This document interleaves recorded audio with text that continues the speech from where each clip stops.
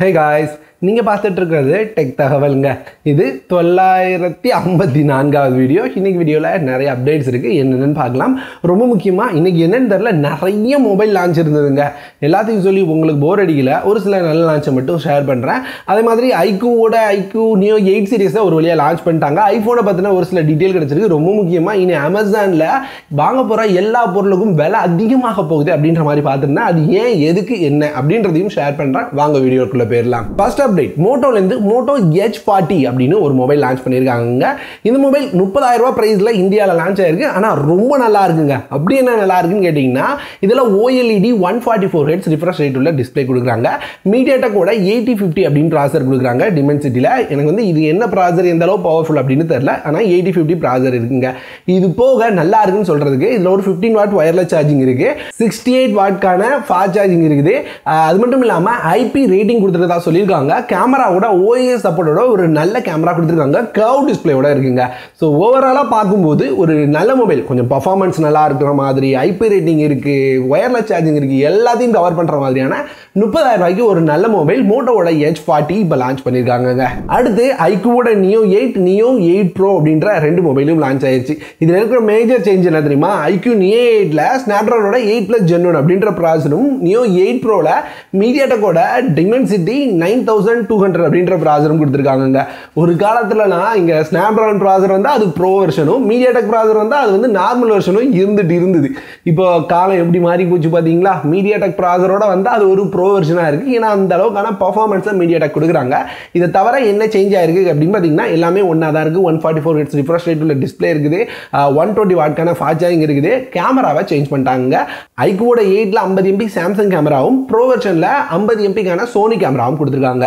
Pricing அப்படின்னு பார்க்கும்போது ஐக்கூவோட 8 12GB வெர்ஷனை Indian பிரைஸில் ஒரு 29,000 ரூபாய் அப்படின்ற பிரைஸ்லையும், ப்ரோ வெர்ஷன் அப்படின்னு பார்த்தீங்கன்னா 38,000 ரூபாய் அப்படின்ற பிரைஸ்லையும் லான்ச் பண்ணியிருக்காங்க.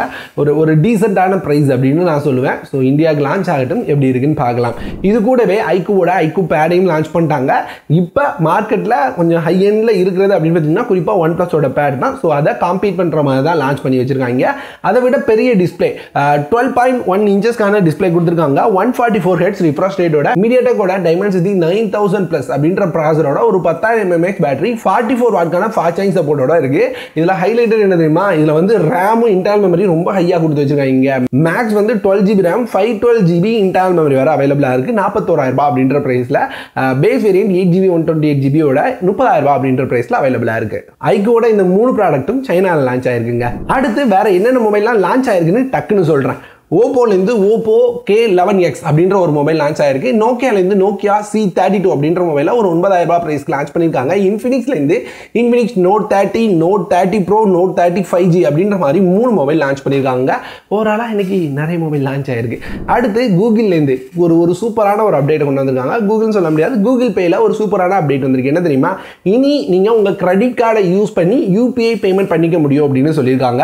அதாவது உங்களோட கிரெடிட் கார்டு RuPay கார்டாக இருந்ததுன்னா மட்டும் இந்த பேமெண்ட் ஆப்ஷன் உங்களுக்கு சப்போர்ட் பண்ணும். ஸோ நீங்கள் கூகுள் பேல உங்களோட கிரெடிட் கார்டை ஆட் பண்ணிட்டீங்க அப்படின்னா போதுமானது. உங்களோட பாஸ்வேர்டு யூஸ் பண்ணி, எனக்கு தெரிஞ்சு கிரெடிட் கார்டுக்கு தனி பாஸ்வேர்டு இருக்கும்னு நினைக்கிறேன். அந்த பாஸ்வேர்டை யூஸ் பண்ணி நீங்கள் வந்து நார்மலாக உங்களோட பேமெண்ட் எல்லாம் கம்ப்ளீட் பண்ண முடியும். இதில் ஒரு நல்ல விஷயம் என்னன்னா, நீங்கள் உங்கள் கிரெடிட் கார்டை யூஸ் பண்ணால் உங்களுக்கு கிடைக்கிற ரிவார்ட்ஸ் எல்லாம் இருக்குல்ல, இந்த UPI யூஸ் பண்ணாலும் கிரெடிட் கார்டை யூஸ் பண்ண மாதிரியான ரிவார்ட்ஸ் கிடைக்கும் அப்படின்ற மாதிரி சொல்லியிருக்காங்க. ஸோ கிரெடிட் கார்டு யூசர்ஸ்க்கு கரெக்டாக யூஸ் பண்ணுறவங்களுக்கு இது ஒரு நல்ல விஷயமா இருக்கும். அடுத்து சிம்பிள் ஒன் அப்படின்ற கம்பெனிலேருந்து ஒரு எலக்ட்ரிக் பைக்கை லான்ச் பண்ணியிருக்காங்க. இதில் நிறைய எக்ஸைட்டிங்காக இருந்ததுங்க.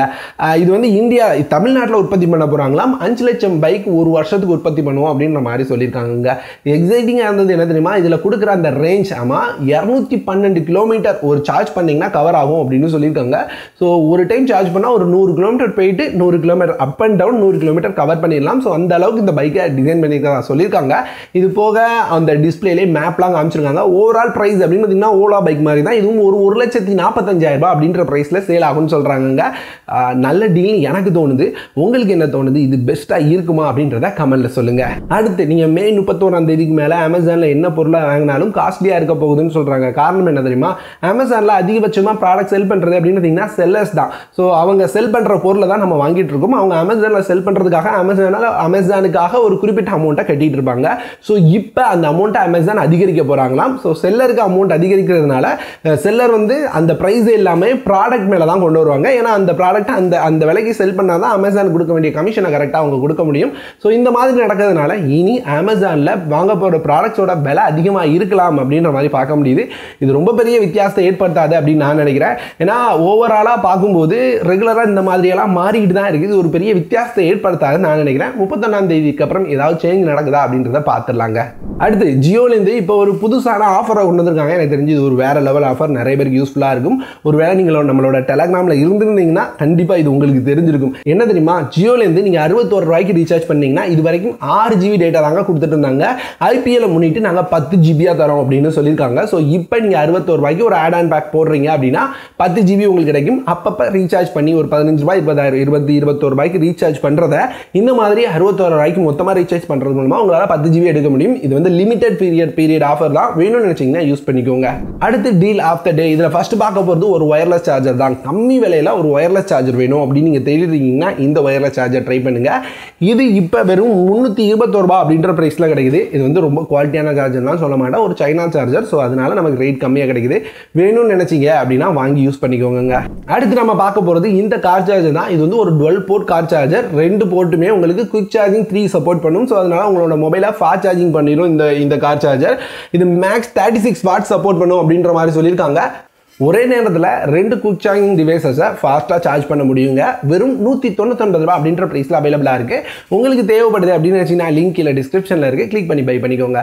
அவ்வளோதான் இன்னைக்கு வீடியோ. இந்த வீடியோவில் இன்னைக்கான நிறைய அப்டேட்ஸ் கூடவே ஒரு சில ஆஃபர்ஸ் பார்த்துருந்தோம். பிடிச்சிருந்தா இல்லையா அப்படின்றத கமெண்ட்டில் சொல்லுங்கள். இந்த வீடியோ இதோட முடியுது. வேற ஒரு நல்ல வீடியோவில் பார்க்கலாம்.